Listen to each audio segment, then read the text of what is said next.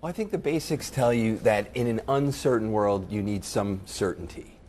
And bonds provide certainty. Whoa! It's a contract. Bonds have provided safety. Do they still? Certainty, not safety. There's a difference. Oh, right. Right? Certainty is I know I'm getting my cash flows. Yes. And what am I going to do with them? Are those cash flows enough?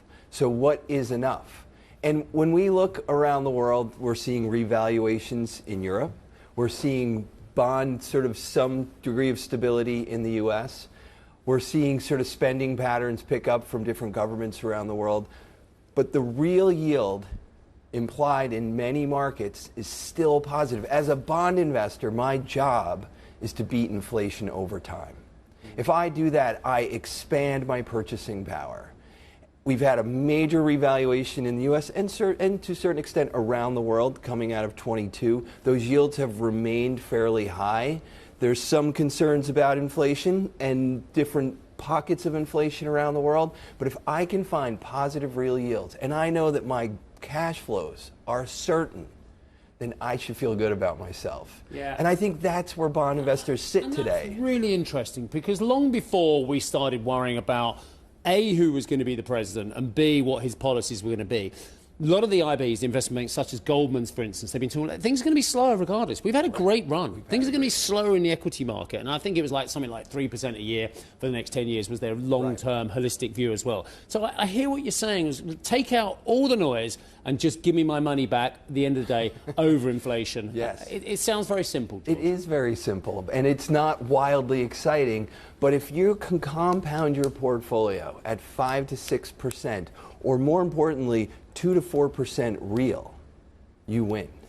And that's what you can do today in bonds. Some do see danger, though, in bonds. And there was a line from Bank of America's strategist Kamal Sharma, who was saying, look, if you consider fiscal rules, and this is particularly through the lens of the UK, fiscal rules risk becoming a target for traders, similar to exchange rate pegs during the late 1990s Asian crisis. I thought it was fascinating that the market now is fixated on whether you can grow an economy and pay down debts, that back to basics theme. So in that vein, are you nervous around the UK bond market? So I think you have to look at long ends, the long end of different bond markets around the world. That's where not all bonds are created equal. Not every point along the curve. I don't want to be invested at every point along the curve.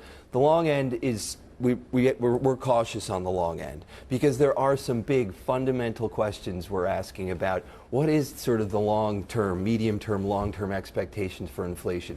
We think it's sort of above target, but not wildly above target. We think 30 years is a very long time, and we've seen curves steepen. And so that sort of does give us some pause, some concern.